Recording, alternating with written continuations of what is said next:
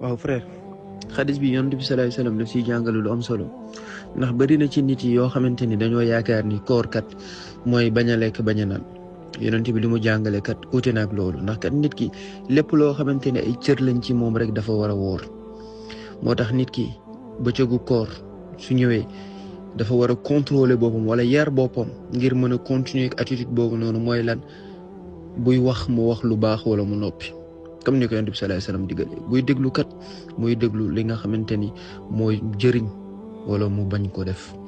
buy dem jël tànkam mu yóbbu ko foo xamante ni kat yiwu yàlla dina ca nekk loxoom tamit de la même manière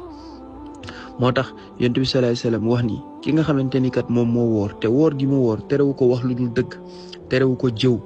terewu ko dugg lu yoonam nekkul terewu ko wax yoo xamante ni amalu ko benn njëriñ